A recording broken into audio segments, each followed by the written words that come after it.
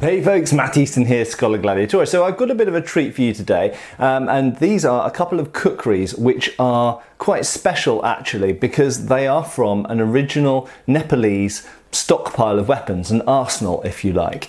And these have been sent to me very kindly by the Atlanta Cutlery Corporation, and they did buy the whole stock of knives and swords back in the early 2000s from the Nepalese government, and you can now buy these kukris in their kind of unadulterated, unaltered state, straight out of storage, that came from they were deposited prior to the 1890s. So these are Victorian era, pre-1890, so confirmed Victorian. There's no arguments about their dating based on style, all this kind of stuff. They are Victorian, original Nepalese military kukris, and they were stored, obviously they were put in storage because they were intended for military use.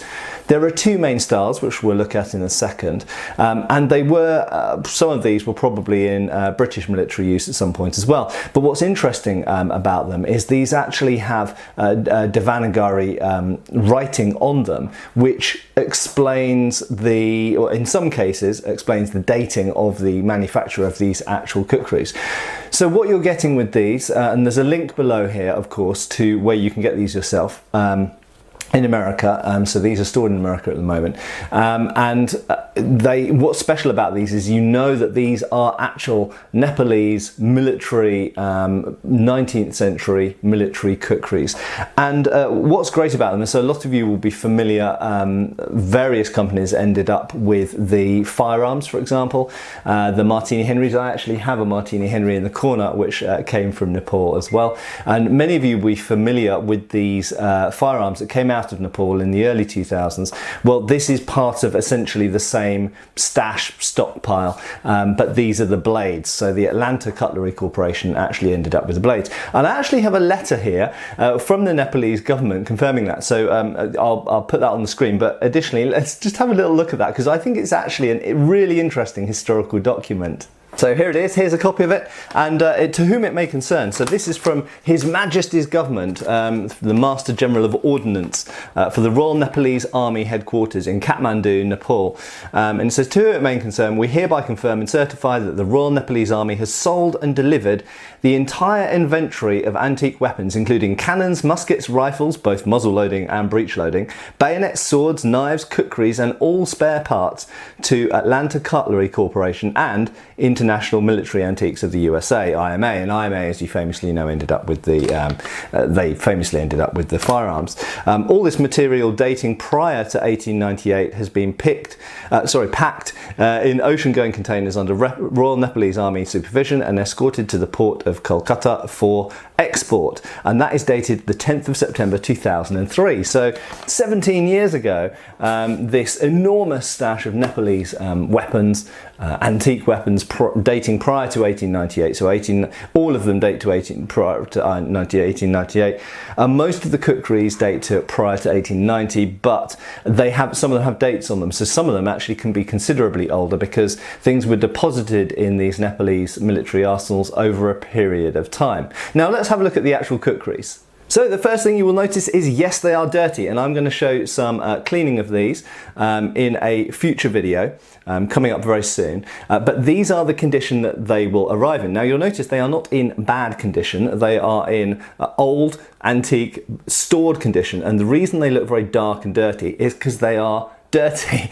But what are they dirty with? Well, before I go into that and their storage, let's just talk about the fact that we've got two different styles here. So you'll notice that one is got a somewhat straighter blade, and the Atlanta Cutlery Corp call that the long leaf, and the one underneath here they call the Bhojpur, which has got a more curved blade and is shorter. Now the long leaf one is bigger, it's a bigger blade, it's heavier as well, it's a thicker, slightly thicker spine, longer blade, and you'll see that it's a little bit straighter than the Bhojpur one underneath. And you'll also notice that it has a larger grip. Now I have to say, for people who like a good size grip, the long leaf is actually pretty big for a kukri grip. Now, as you guys know, I own a fair number of kukris. I've got a couple of examples here. This is a sort of probably World War I era example. in very cleaned up condition, as you can see. And that's got a fair size grip. It's just about big enough, comfortable for my hand. Here is a smaller, more dainty one, complete with its scabbard and buy knives and everything. And this is in nice condition. This is probably similar kind of date, early 20th century. And this is more dainty and smaller and tighter to the hand. So kukris, bear in mind that they were made for Gurkhas in in the historical period that they were made in. So in many cases they do have quite small grips, just the same as Indian talwars often do as well. So for example, we've seen here the long leaf has a fairly big grip.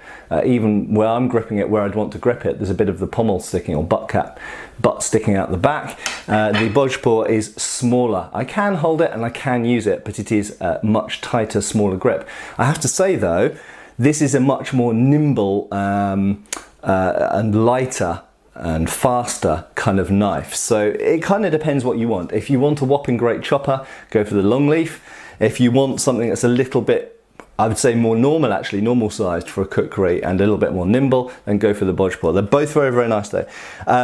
Now I did say I'd talk about what they're covered in. What are they covered in? Basically grease. Okay, so it's probably a mixture of tallow and various other things, but famously everything that came out of Nepal in the early 2000s that went to IMA and Atlanta Cutlery was all stored in this sort of grease, fat stuff. Now, the downside of that is obviously you have to clean everything, but the upside is it's preserved. It's preserved the weapons, and that was the whole point. It's preserved the woodwork and it's preserved the iron and the steel.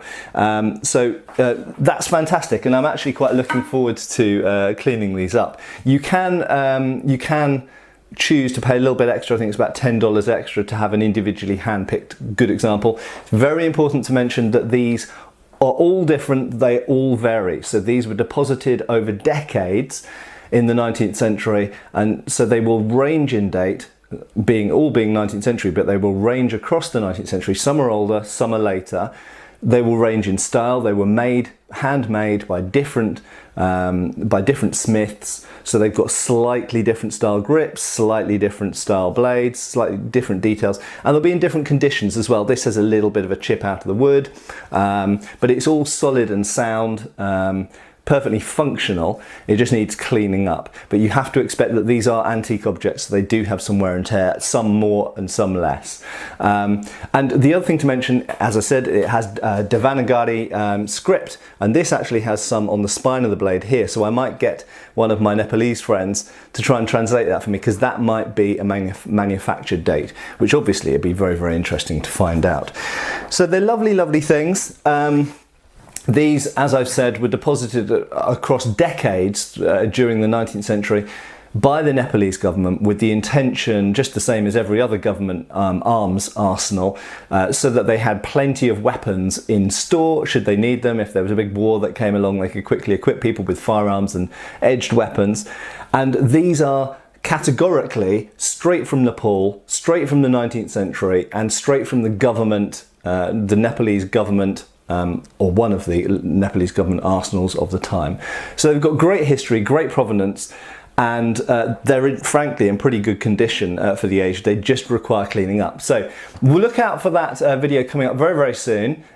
I'll be truthful with you, I'm going to start cleaning these now, but I'll put that into a separate video. Check out the links below at Atlanta Cutlery to these. They're fantastic things. If you want to get kukri, you can get one of these. They even offer replica, traditionally, historically or kind of correct modern recreations of scabbards for these as well. So if you want one of these with the sheath or the scabbard, like this antique example has here, then you can get that with them as well, or you could perhaps make your own. So check those links out now, and I'll see you soon for another video on Schola Gladiatoria channel. Give us a like and a subscribe. Take care, folks.